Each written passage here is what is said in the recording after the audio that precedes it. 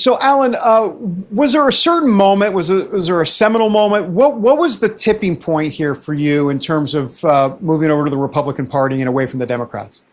Well, there were several tipping points. I moved away from the Democrats after their convention when they platformed all these anti-Israel people and no pro-Israel people.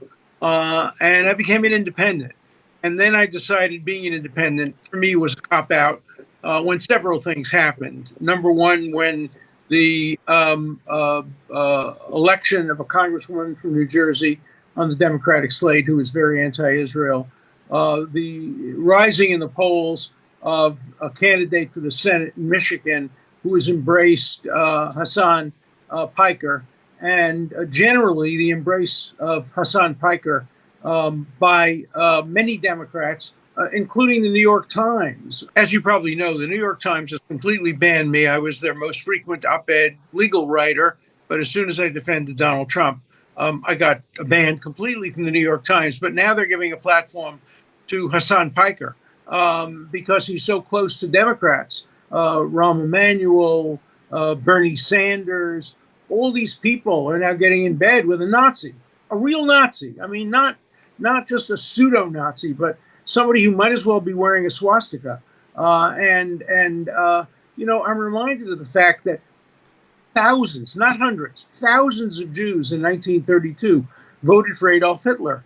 And they voted for Mussolini, and they voted for and supported Stalin. So, and many Jews voted against Israel, Jewish Democrats. I think 7 voted against Israel. So I can't be associated with a party that's kind of leading the anti-Zionist, anti-Israel, morphing into anti-Semitic campaign. So I made a decision to do something very difficult because I've been a Democrat since I was 14 years old, and I used to campaign on the streets for Philip Schuppler, who ran for assembly in Brooklyn. And I decided I had to devote all my energy to making sure the Democrats do not control the House, do not control the Senate, do not control the presidency, because that would all be bad for America, for Israel, for peace. And so I'm going to go all out to try to keep the Republicans in power, even though I disagree with many of their attitudes. Having said that, make a very strong complaint about the Israeli media.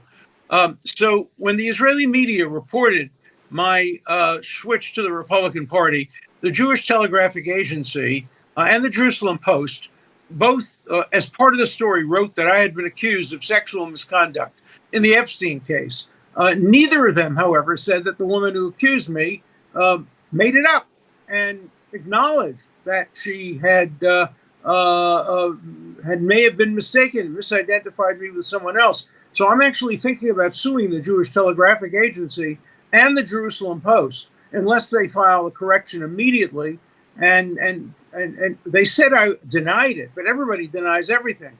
In my case, it was withdrawn and disproved. And they have to put that in a story about me becoming a Republican. No, I'm not going to let them get away with it, even though they're Israeli. No doubt about it. If Alan Dershowitz says he's thinking about suing you, you better watch it for sure. Hey, Alan, let me ask you about a message to Jewish Americans who identify as Democrats. Are they missing the warning signs here? How concerned are you about Jewish Americans? You've mentioned that earlier. They are missing the warning signs. In the Wall Street Journal, not only was there my article, but there was another article documenting how the Democrats are moving closer and closer toward the PLO, toward Hamas, toward anti-Israel attitudes, and it documents it one after the other. I don't see how any Zionist can be a Democrat today. I can see an independent. I can see not voting for Democrats, not voting for Republicans, but I cannot see how a person who considers herself or himself to be a Zionist can be supporting a party in which 40 of its members, out of 47, I think, voted to cut off important arms to Israel. Of course, Israel, when it gets arms sales or when it gets financial aid from the United States, gives it back to the United States, not only in the form of buying military material from American companies, but also helping American companies develop Iron Dome and other kinds of military equipment that helps both the United States and Israel. So I can't see how they can remain a Democrat. But, that's members of my own family, my own friends have remained Democrats, even though they're strong supporters of Israel. I think they're making a serious, serious mistake. If they think they can turn the Democratic Party around, God bless them. But I don't think that's a possibility at this point. Yeah. Alan, do you think there are other prominent Democrats that you know of that privately feel how you feel but aren't saying anything publicly? Oh, I know that for a fact. In fact, I probably got 20 phone calls and emails just when I wrote my op-ed for the Wall Street Journal saying, "You speak for me. Thank you for saying it." But they don't want to say it. First of all, they're terrified about alienating their family members. We all have stories of the Pesach Seders where family members don't talk to each other because young Jews, many of them support Mamdani, support anti-Israel people, and the older generation does not. And so I think people are very afraid to express their views in public, beliefs that they hold strongly in private. Alan, what's the personal cost to you here? You're principled in what you're doing, but what about relationships, long-time relationships? Oh, there's no question. Long-time relationships have suffered, but that's not the important point. I can deal with that. What suffered is that the 92nd Street Y won't allow me to speak. Temple Emmanuel won't allow me to speak. The New York Times won't allow me to write op-eds, even though they'll platform Hassan Piker, which they did the other day. So it's not me who's suffering, it's my audiences. Bookstores won't carry my books. I was the #1 New York Times bestseller for my book Chutzpah, and I was on the New York Times bestseller list for The Case for Israel and other books. Mm-hmm. But now bookstores won't sell my books because I'm perceived of as being anti-Democrat and pro-Republican. That's just horrible. I was actually bar mitzvahed at Temple Emmanuel in 1978 by Rabbi Posner. Talk to the rabbi there. He will not allow me to speak there. He allowed and paid, I think, $35,000 to Peter Beinart, to deny Israel's right to exist as a Jewish state, but he won't allow me to speak. Wow. Let me ask you, Alan, do you believe that Democrats could actually lose elections over this? Is this a political issue, a moral one? How do you see it? I think in close elections in places like New York and Pennsylvania, maybe? Pennsylvania and Florida, they could lose some elections. And look, I think this is hurting the candidacy of Governor Shapiro. I don't think he can be perceived as pro-Israel and get a Democratic nomination today. So it will cost them some elections, and they'll win some elections that they would otherwise not have won. It's politically a toss-up. Morally, it's 100% wrong. Alan, you're a historical figure in your own right. How do you think history is going to judge the Democrat Party on this when it comes to Israel? Horribly. The Democratic Party is today in